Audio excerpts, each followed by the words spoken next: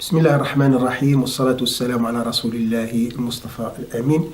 اليوم غادي نوقفوا مع عظيمة من عظماء هذه الأمة، واللي هي تعرضت لأبشع التعذيب الجسدي والنفسي، وأن الجلاد ديالها ما رحمهاش بتاتا، رغم أنها كانت واحد السيدة اللي هي كبيرة في السن. فمن هي هذه العظيمة؟ لا نتعرفوا عليها إن شاء الله من خلال هذه الحلقة. مستعدين؟ على بركة الله.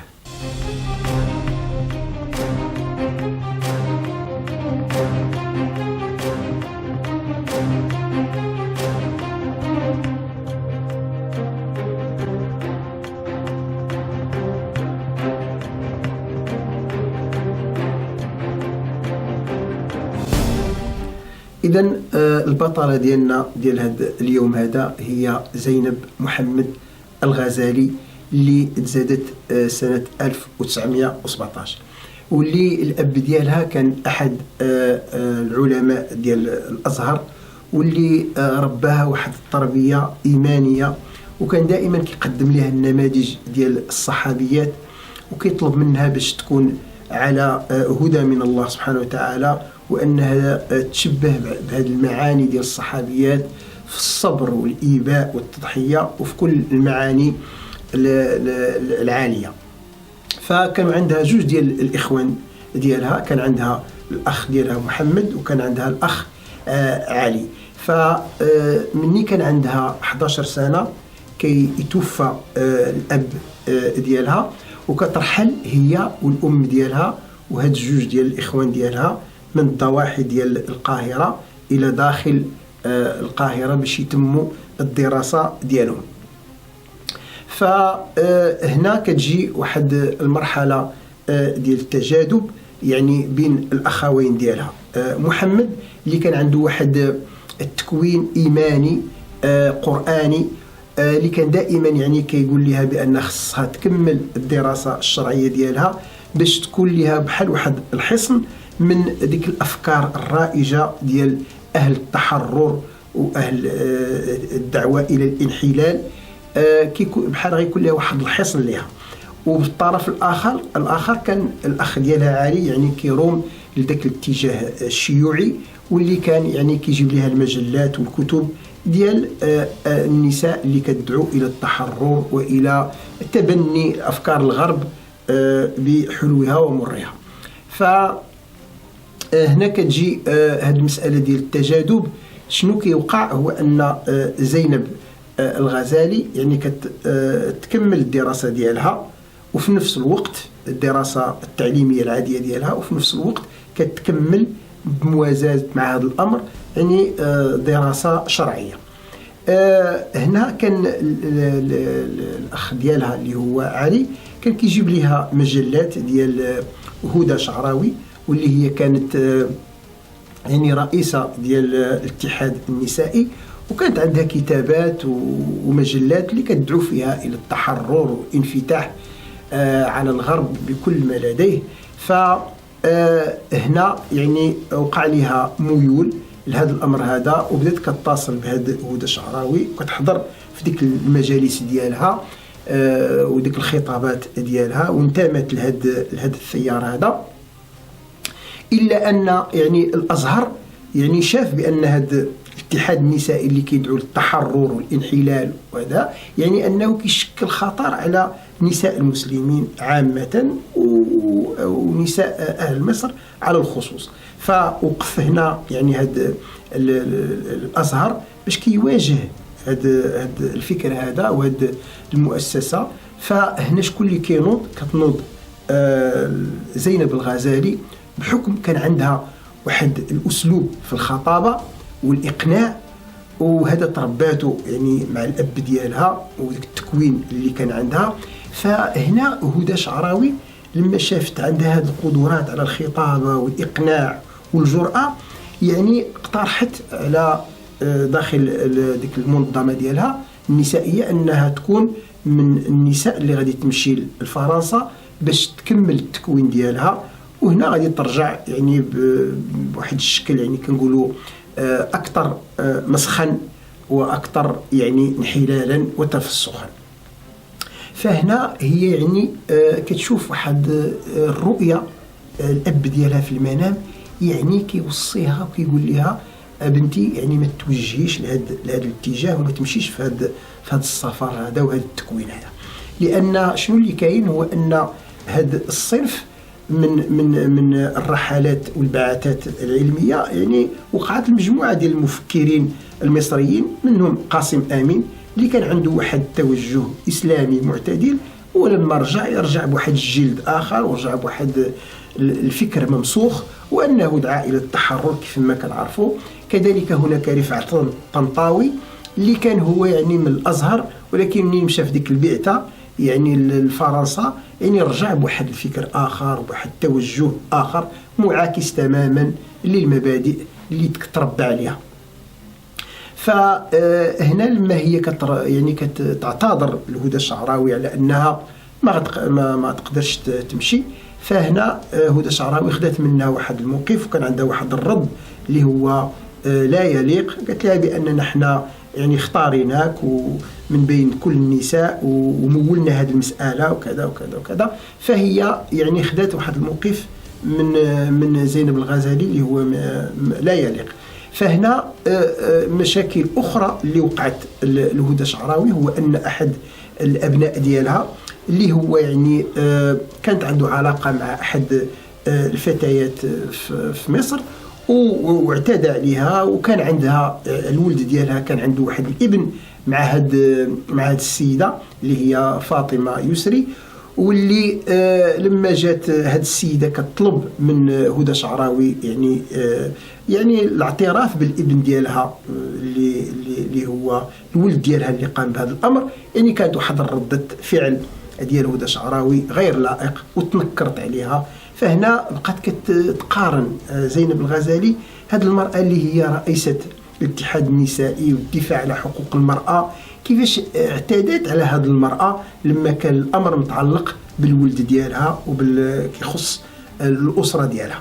يعني بقات كتشوف هذا التناقض، بالإضافة أنها يعني هدى شعراوي هي من النساء اللي هي تزوجت وهي عندها 13 سنة من أحد الأثرياء البشوات الكبار ديال مصر واللي هو كبر منها ب 43 سنة.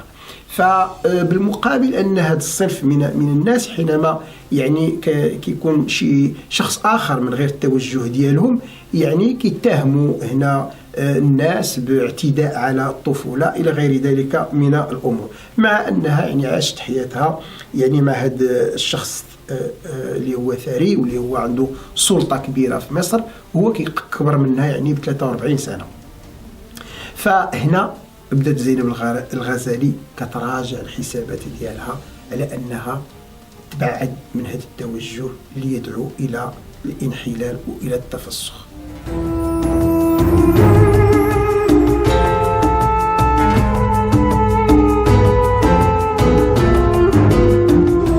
إذن في سنة 1935 كتوقع عليها واحد الحادثة اللي هي أنها كانت كتطيب، فكتنفجر في هذيك القنينة ديال الغاز وكتدخل في واحد الحالة مرضية اللي هي طويلة. ف يعني من بعد هذه الحادثة بقات كتفكر كتقول لو كنت مت مع من كنت غنلقى الله سبحانه وتعالى مع هذا النموذج ديال هدى شعراوي اللي هي يعني كتدعو إلى التحرر وإلى التفسخ. فهنا بدات كتراجع يعني الحياة ديالها والمسار ديالها وكتذكر هذيك الوصايا اللي كانت عاشتها مع الأب ديالها وأمور اللي كان يحثها عليها، فيعني غيرت يعني المسار ديالها وخدات بديك النصائح ديال الأب ديالها وبدات واحد المشروع آخر اللي هو أنها أسست واحد الجمعية ديال النساء المسلمات، وكان عندها تقريبا 20 سنة في ديك المرحلة. فأطرات في ديك المجموعة ديك القطاع النسائي اللي هي كونته واللي خدا واحد المسار إيماني قرآني وخلات واحد الأثر كبير في وسط داك القطاع. يعني من بعد أنها كيجي داك الساعات في ديك السنة كيلتحق وكيبدا العمل ديال الإخوة المسلمين في مصر سنة 1932.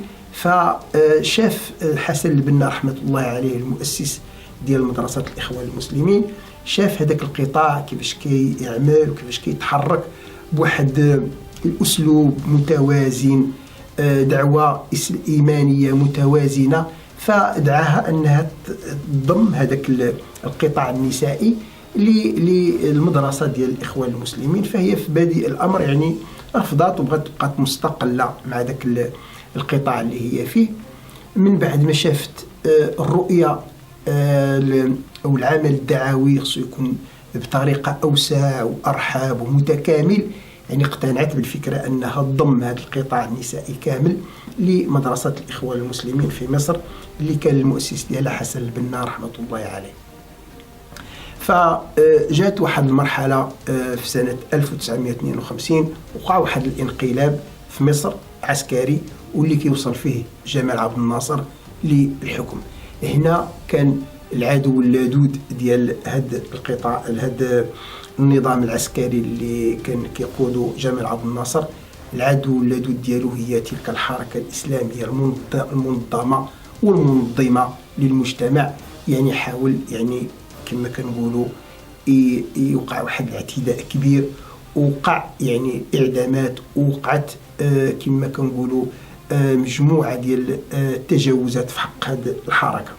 كان الأخ ديالها اللي هو محمد يعني اللي كانت تحكم عليه بالأعمال الشاقة، ومجموعة ديال الناس اللي كانوا منتمين لهذه الحركة اللي هما اعتدي عليهم. فهي كانت حاولت أنها تنشط في واحد الجمعية اللي كتكفل بالنساء والأطفال ديال هذا المعتقل. هنا كندوزو لواحد المرحلة من الفصول ديال الابتلاء والعذاب اللي مرت به زينب الغزالي.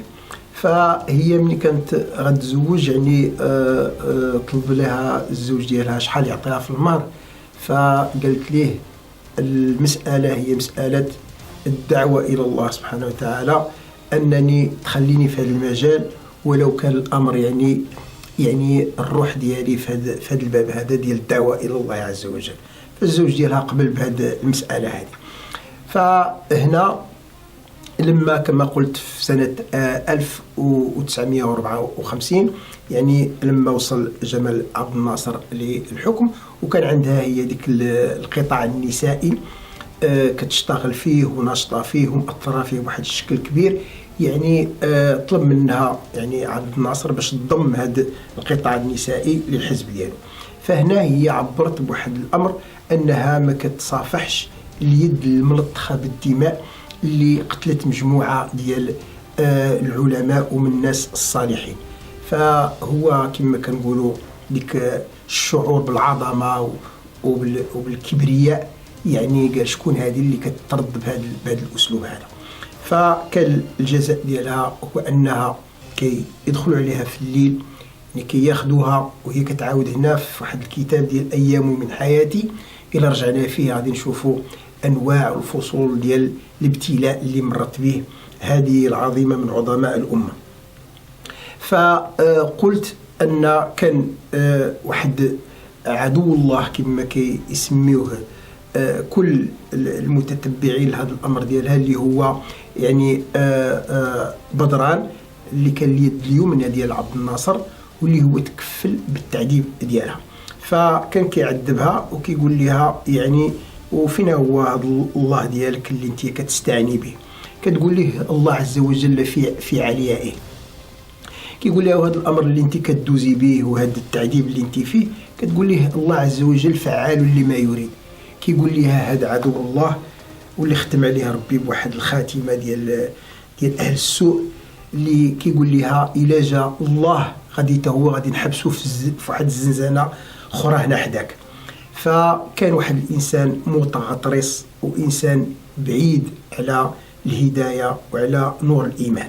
فكما قلت مرات بالتعذيب وبالجلد عشرات المرات، كانت كل مره كتجلد 100 جلده وهي في واحد السن متقدم، فما رحموش ابدا السن ديالها.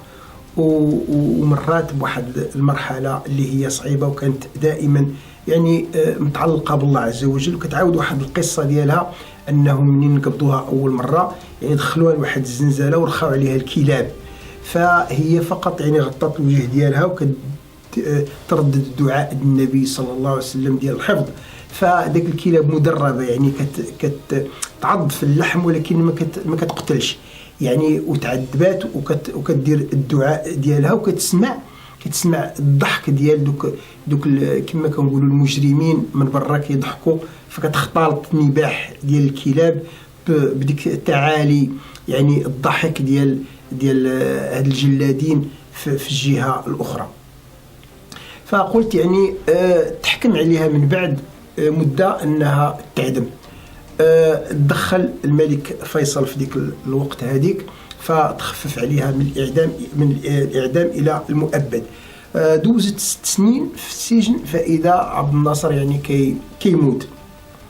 هنا كيجي موراه السادات، والسادات بغى يصلح يعني العلاقه مع الشعب عامه ومع الحركه الاسلاميه. فالسادات حاول يعني يطلق السراح ديال مجموعه ديال المعتقلين وخرجت حتى هي. فكما قلت يعني هنا تفتح لها المجال، عادت الى الدعوه الى الله سبحانه وتعالى من اوسع الابواب ديالها، وكان الكلام ديالها مسموع. كما قلت اعطاها الله سبحانه وتعالى واحد الاسلوب ديال الفصاحه وديال الاقناع، وهذا الابتلاء اللي مرت به عطاها واحد المصداقيه للكلام ديالها والدعوه اللي هي كتشرف عليها. فمرات كما كنقولوا سنوات بقات في مجال الدعوه، من بعد يعني بلغت واحد العمر ديال 88 سنه وتوفات يعني سنه 2005. فرحمها الله رحمه واسعه والحقها بنبينا صلى الله عليه وسلم مع النبيين والصديقين وامهات المؤمنين. والسلام عليكم ورحمه الله.